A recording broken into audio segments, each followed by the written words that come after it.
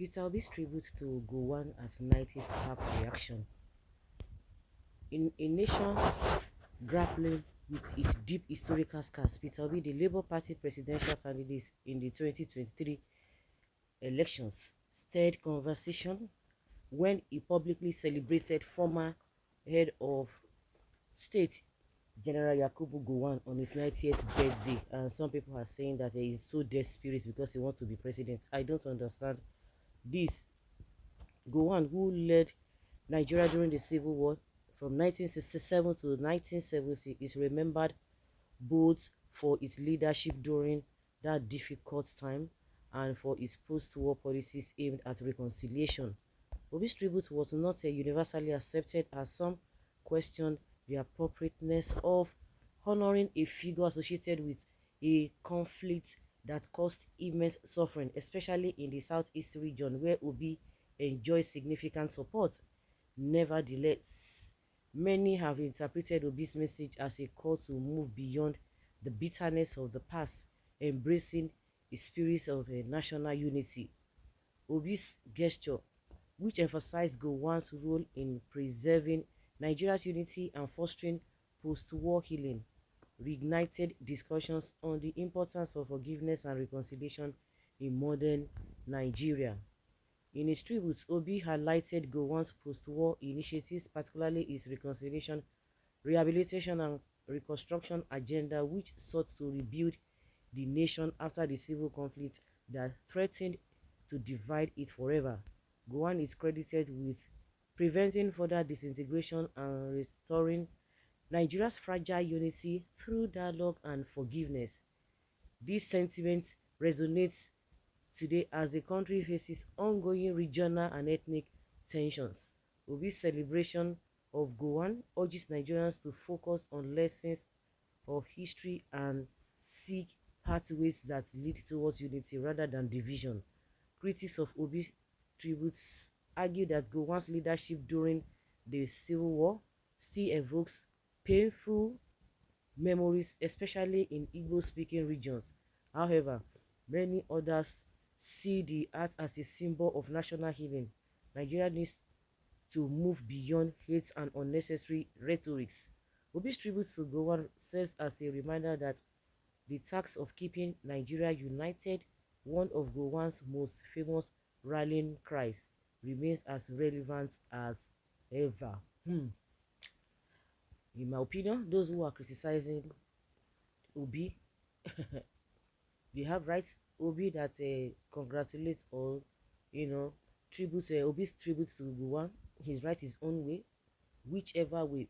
But one thing is that those who are still pained because of these things, how really are they? Have they been accepted, or how don't have they been able to let them know that this pain has to go? Because from Gowon's trying to bring the unity back, when he said no victory, no vanquish, or whatever he said, just like just a mere talk that in the real sense is not really working. Those who are affected, how have they been able to bring them back? When you talk about reconciliation, how is that reconciliation? We are seeing it in the recent, because you can't just tell somebody, okay, you just hurt somebody so badly, just say, okay, it's okay, sorry. Just like we used to say in our local way, no verse now, anything. You did something so grievous, you just gave it off, just accept it like that. I've said sorry. And when in your action in the recent, that is, you are not even sorry for your actions, but you just expect, or you accept, or you feel that the person should just accept that that sorry or your apology that you just say by lips. You have to prove it beyond reasonable that when you say sorry and your reactions or actions, it is not what it is. You don't expect the person to just, you want to force the person to just forget about it when the person lost a lot. That is what I'm saying concerning those who are still criticizing Obi. You can't just blame them for that. You can't just say, sorry now. You say sorry now, but at the end of the day, your sorry does not means nothing. And that is why you see that most of the people from Igbo extraction, they are still paid, because what we see now is even worse than what even happened before the Civil War, and you expect them to just take it like that. Obi on the other side is just trying to mediate, he's just trying to irrespective of whatever.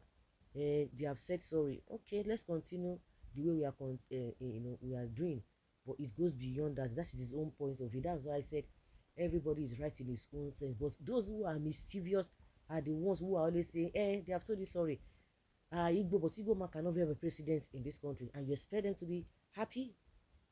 Not to talk that, not to talk of you that you say you are even, you have the opportunity to, then you have opportunity. I don't understand, because it's just all about selfishness, suffering, and smiling, and those who are still urging them on. They say the people, your people are the ones who can be this and be that, and you have not even sat down, or it does not even bother you that what is the essence of you, your people being in power, and yet your life is even worse than those who you think they have not even tasted power. Like I always say, whether if you give an Igbo man that is not responsible the chance to become president in this country, is going to be worse than even what we've had in the past. And that is the reason why those who have been in power now, or who have been in power before now, who are still in power, because we have a useless people that have been in power. So is the reason why the country is still what it is. Even if we must have an Igbo man to be a president, it must be a responsible person, not just anyhow person, because it's just going to be from a fry pan to fire. Well, after going through both write-ups and comments, I discovered that Africans, especially Nigerians, are too far from sound mind, civilized mindset, the hatred, malice, and mental retardedness into every issue. May God come to our rescue. He's not going to come to our rescue. We need to do the needful. God has done his own part. Because when we know the right thing to do and we intentionally go in the wrong way, then you'll be calling God. No.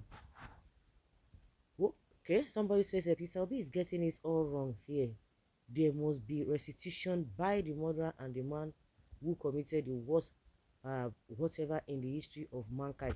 I think where if Obi is congratulating Gowon, on his birthday, you don't just even go beyond you don't just go through that route of trying to bring the issue of a civil war and whatever into it.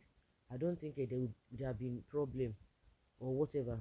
When we demand for referendum now, Gowon did not even offend anybody. They are the ones that offended him. They hate Nigerians and want Nigerians to love them. You that love Nigeria, I don't know how Nigeria has been fair to you, because in the recent you see that the same Igbos are the ones who are doing better. They are doing very, very well for themselves.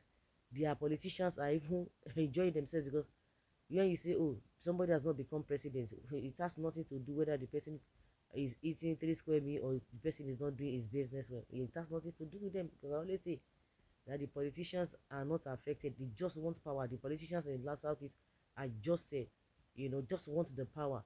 But we have a people who are the other side. There are people who are living in penury. It's only their politicians that are enjoying. So who is losing?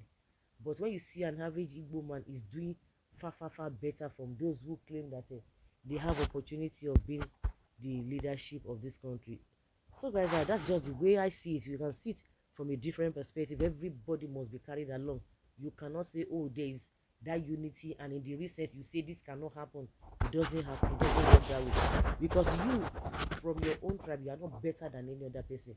Like I always say, we have very good people and bad people in all society, in all tribes. So leave your comments down there below and let us have your take.